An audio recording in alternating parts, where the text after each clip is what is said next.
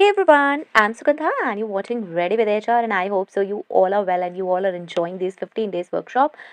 These sessions are really important. Please check them out. Four sessions have already been uploaded. Let's have a quick recap. In the first session, we have discussed about introduction to HR. What is HR? Why we are talking about HR, HRM, and what are the key functions of HR, right? Next, in the second session, we have discussed about how we can align HR goals with organizational strategy and that too with the great examples, right? On third day, we have discussed about the recruitment planning and strategy, how we can do recruitment, how we can plan recruitment. With that only, we have discussed about the job analysis and job description. What is job analysis? What is job description? On day 4, we have discussed about sourcing and attracting talent, how we can effectively source the candidates and attract talent, and what are the interviewing techniques we must adopt to make this process successful. And after that, what is selection process, how we select a candidate, right? And today we are going to discuss about diversity and inclusion in hiring. This was a short and crisp recap. Please check these sessions. You can find these sessions from the pin comment. One more important thing, if you want to have a detailed insights about any of the session, then yes, I have uploaded on my other channel, Ready to Get Update, that's in Hindi language. And if you don't want to check that in Hindi, then yes, on this channel also I have few sessions you can check from the different playlists, right? So make sure to subscribe to the channel if you're watching me for the very first time, and do hit that cute notification bell icon so that you could get my updates later on as well, right? So let's get started with diversity and inclusion. What is diversity and inclusion? Why we are talking about this so much, right? So diversity and inclusion in hiring is a strategic approach. You might be thinking we're using this word critical, strategic again and again. Yes, because this is actually a planned approach to ensure that organizations attract, evaluate, and select candidates from a variety of backgrounds, experiences, and perspectives. Our main focus is variety of backgrounds, experiences, and perspectives. It involves creating an inclusive hiring process that values diversity and fosters a workplace culture where every individual feels welcome. That's important. We must welcome every individual. The individual must feel respected, and that individual should be able to contribute their unique skills and insights. See, we all know that every person has uniqueness, every person has its own skills, and the way to present them is different. Every person's competency is different. Let's deep dive into this diversity and inclusion more. And yes, if we define diversity and inclusion, so diversity refers to the presence of a wide range of individual differences.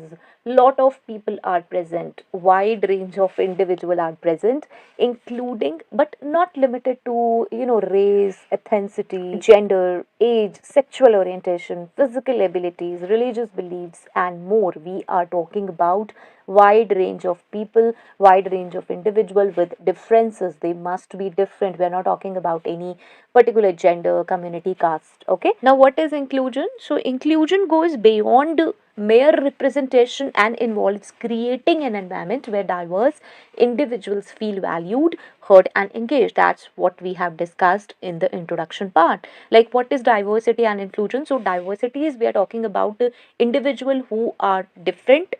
They could be different due to gender, race, ethnicity, community, anything. And then inclusion is, yes, we are including them. Okay, we are making them feel valued, heard, engaged. Next is the business case for diversity and inclusion. So here comes first innovation. Now try to understand that diverse teams brings a variety of perspectives. Innovation comes from variety, not only following a rigid practice. So fostering creativity and innovation is possible when there are diverse people. So yes, there will be innovation. There will be something different. Next is employee engagement. An inclusive workplace leads to higher levels of employee engagement, job satisfaction, and retention. Why? Now, why?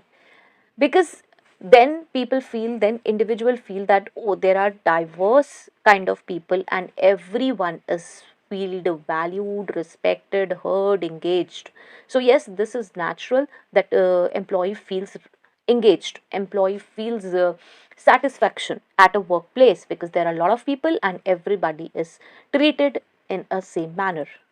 Next is market competitiveness. Again, reflecting diverse customer bases enhances an organization's ability to understand and serve a broad range of clients. We have diverse individuals working, we have diverse kind of employees in our organization. So yes, we can approach diverse broad range of clients, incorporating diversity in job descriptions. Now how we can do this? What we have to do, actually we have to incorporate this diversity point in job description so that maximum people can apply from diverse backgrounds. Like first is inclusive language. Use inclusive language in job descriptions to appeal a diverse pool of candidates.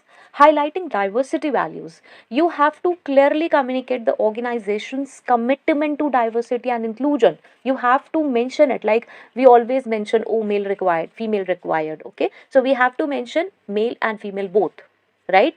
So that will be okay, any candidate is required. Okay, and in the same case, we sometimes we mention from this place required. So yes, we have to open the areas, we have to open this, that yes, from anywhere, all the location people are invited for this job.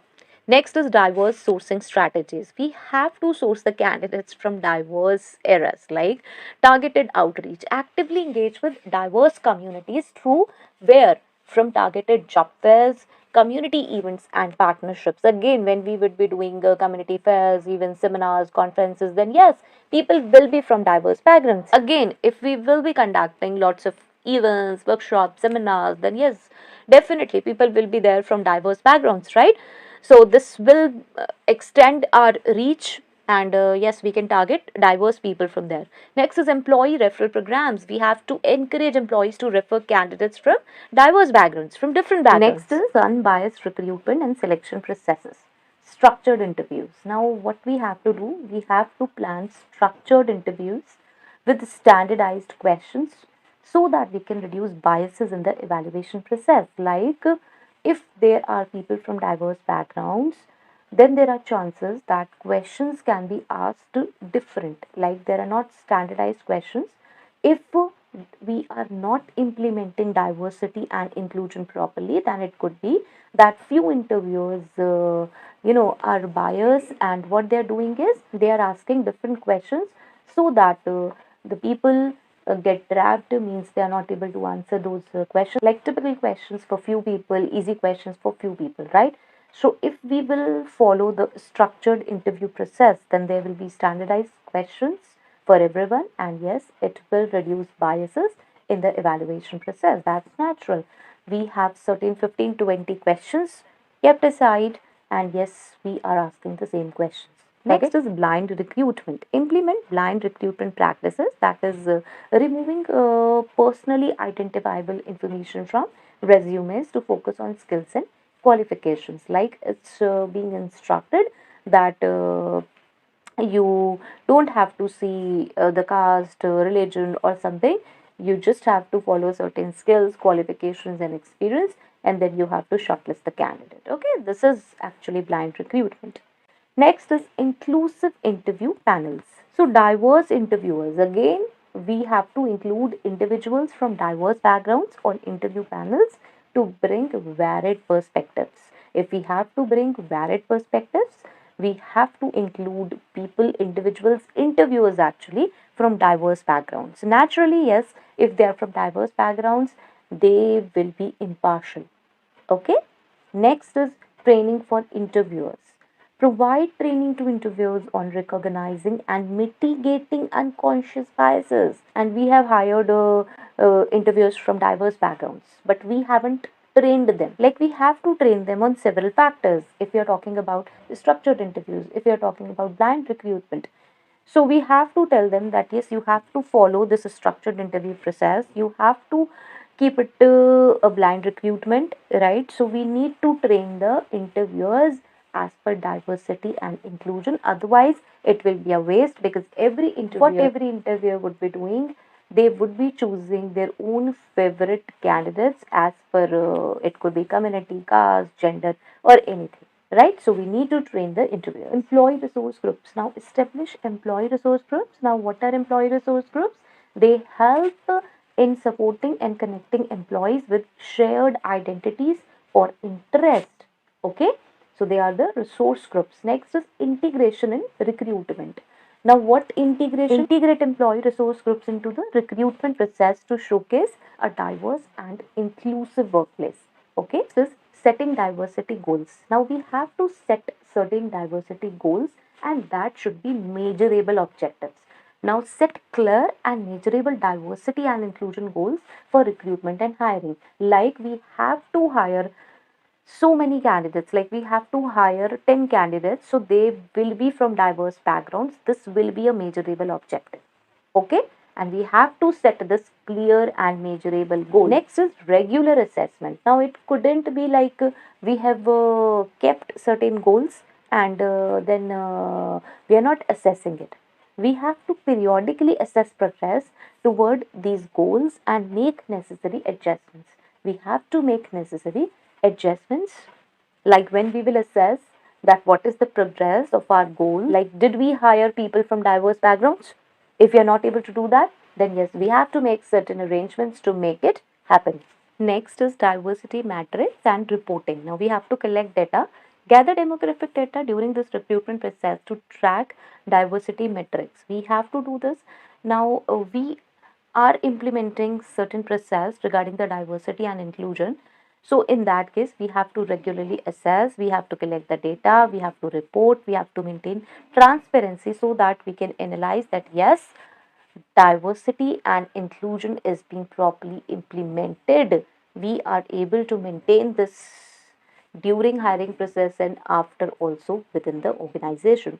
So transparency, yes, we need to share statistics and initiatives publicly to demonstrate our commitment and accountability towards this diversity and inclusion. Okay, next is mitigating bias. Again, implicit bias training is important. Provide training to all employees. Now, here we are not providing training to interviewers. There, when we were appointing the interviewers for the diverse interview panel, there we were training the interviewers. Here we are talking about whom? We are talking about the general employees. We have myth in our mind that organization or HR is only responsible actually for diversity and inclusion, but it's not the case. It's a combination of all the employees plus HR. Yes, HR is also an employee, and organization as a whole to implement this, right? So we have to provide training to all employees and yes, those involved in hiring to recognize and address implicit biases. If there are any biases, we need to recognize this, we need to address this. Next is again diverse hiring panels. I'm talking about this again. Why? Because here I'm not talking only about the interviewers. There we were discussing only about interviewers. Here we have to ensure diverse perspectives are represented on hiring panels to minimize individual biases. Means every individual who is engaged in the process of hiring is from diverse background. Okay, so this is what hiring panels are. And yes, last but not the least, this is continuous improvement. I always talk about this in every session. This is feedback loops. Now establish mechanism for candidates and employees so that they can provide feedback on the diversity and inclusion efforts in the hiring process. Next is adaptation. Yes, we have to continuously adapt strategies based on feedback, changes in the organizational environment, again important. And yes, we have to evolve best practices, right? So this is all about continuous improvement. So if I have to summarize diversity and inclusion in hiring, so yes, they are essential components of creating a workplace that values the richness of individual differences. So yes, organizations that prioritize diversity and inclusion not only build strong and more innovative teams, but yes, they also contribute to a more equitable and socially responsible society, right? That's why we are focusing on this, because it's not only about I, me, myself, like only about the organization goals. It's about a combination, because when we are implementing diversity and inclusion, we are socially responsible.